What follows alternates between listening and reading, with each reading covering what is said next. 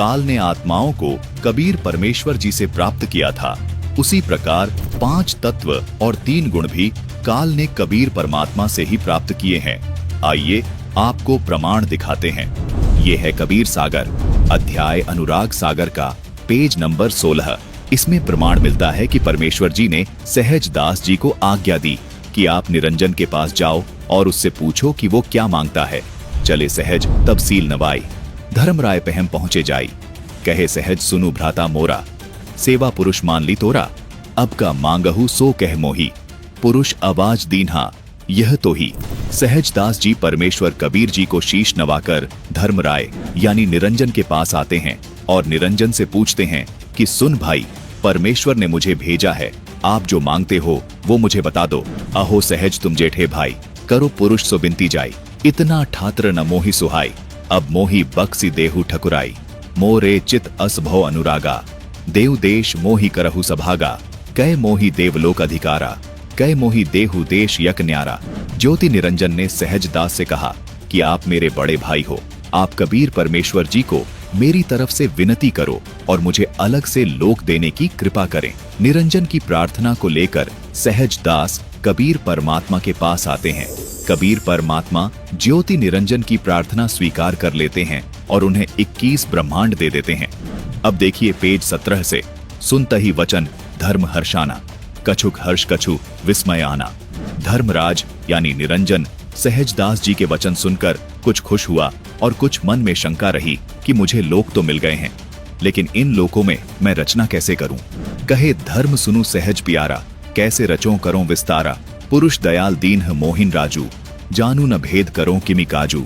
गम्य अगम मोहे नहीं आई, करो दया सो युक्ति बताई। बिनती करो पुरुष सो मोरी, अहो भ्रात बलिहारी तेरी। किहि विधि रचूं नवखंड बनाई, हे भ्रात सो आज्ञा पाई। मोह कहम देहु साज प्रभु सोई, जाते रचना जगत की होई। इन वाणियों में निरंजन ने सहज दास जी से कहा है कि आप परमात्मा से कहो कि मुझे कुछ ऐसी सामग्री दे जिससे कुछ जगत की रचना कर सकूं। मुझे तो ये भी नहीं पता कि इन लोकों में सृष्टि कैसे रची जाएगी। तभी सहज लोक पग धारा, कीन्ह दंडवत बारंबारा। सहज दास जी फिर से कबीर परमेश्वर जी के पास जाते हैं और दंडवत करके कहते हैं कि ज्योति निरंजन सृष्टि रचना करने के लिए सामग्री मांग रहा है। आज्ञा पुरुष दीनच तेहिवारा, सुनो सहज तुम वचन हमारा। अब देखिए पेज 18 से। कूर्म के उदर आदि सब साझा, सोले धर्म करे निज काजा। विनती करे कूर्म सौ जाई, मांगे लेती तेहि माथ नवाई। कबीर परमेश्वर जी ने सहजदास को कहा कि ज्योति निरंजन को कहो कि उसके बड़े भाई कूर्म से सृष्टि रचना की सामग्री विनती करके प्राप्त कर ले। कूर्म को मैंने सर्व सामग्री दे रखी है। कबीर परमेश्वर जी के वचन सुनकर सहजदास ज्योति निरंजन के पास आता है। गए सहज पुनि धर्म के पासा, आज्ञा पुरुष दीन परकासा। विनती करो कूर्म सो जाई, मांगी लेहु सीस नवाई। जाय कूर्म ढिग सीस नवावहु, करी हैं कृपा बहुत तव पावहु। सहज दास जी ने धर्मराय को परमेश्वर कबीर जी के आदेश बताए कि आप कूर्म के पास जाओ और उनसे विनती करके रचना सामग्री मांग लो।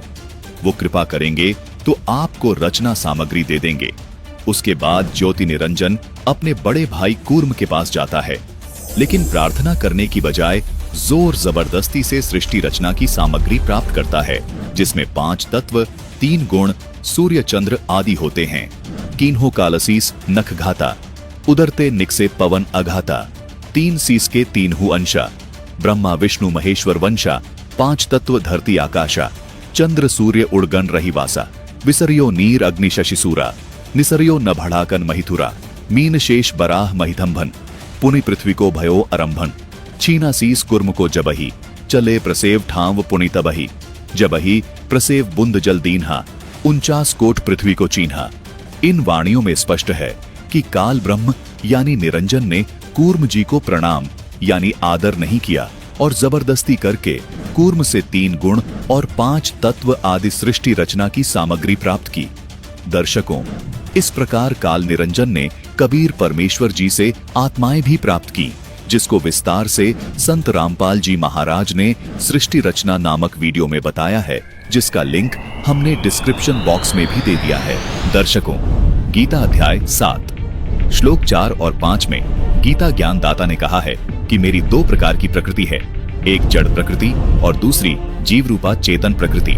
जड़ प्रकृति में बताया है कि 5 तत्व यानी पृथ्वी, जल, अग्नि, वायु और आकाश हैं, तथा दूसरी प्रकृति जीव रूपा प्रकृति है जिसको चेतन कहा है, जिससे ये संसार अस्तित्व में आया है।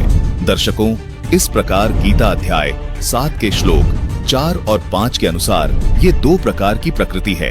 प्रकृति को ये नितिन दास नाशवान बताता है, यानी जड़ और चेतन दोनों प्रकृति नाशवान हैं।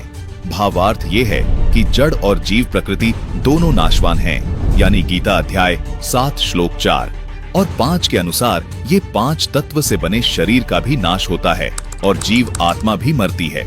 इस बात का समर्थन गीता बोलने वाली आत्मा ने खुद ही गीता जी के अध्याय 2 श्लोक 12 और अध्याय 4 के श्लोक 5 और 9 में कहा है कि मेरी यानी आत्मा की जन्म और मृत्यु होती है, जिसको ये अज्ञानी नितिन दास आत्मदेव भी कहता है।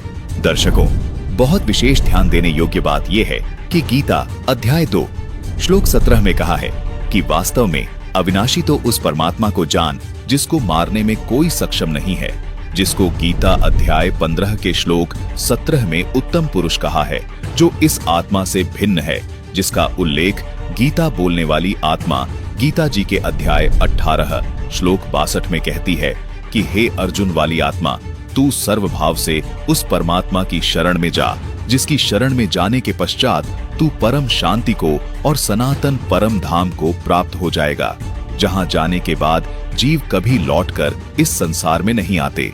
दर्शकों, यदि आत्मा ही सब कुछ होती तो श्री कृष्ण जी की आत्मा अर्जुन की आत्मा को उस परमात्मा की शरण में जाने को नहीं कहती। यदि श्री कृष्ण जी की आत्मा अमर होती तो ये भी नहीं कहती कि अर्जुन तेरे और मेरे बहुत जन्म हो चुके हैं। दर्शकों, श्री कृष्ण जी और अर्जुन और तमाम आत्माओं से भिन्न जो परमात्मा है, उसी को उत्तम पुरुष परमात्मा कहा है। उसी की भक्ति करनी चाहिए, ना कि इस अज्ञानी के कहने से अपनी आत्मा की भक्ति करनी चाहिए। अपनी आत्मा की भक्ति करवा के ये अज्ञानी आपको घोर अंधकार में धकेल रहा है। दर्शकों, संत रामपाल जी महाराज जी ने ये प्रमाणित किया कि जिस प्रकार आत्मा कबीर परमेश्वर जी द्वारा उत्पन्न है और अविनाशी है, इसी प्रकार 5 तत्व और 3 गुण भी कबीर परमेश्वर जी द्वारा उत्पन्न हैं।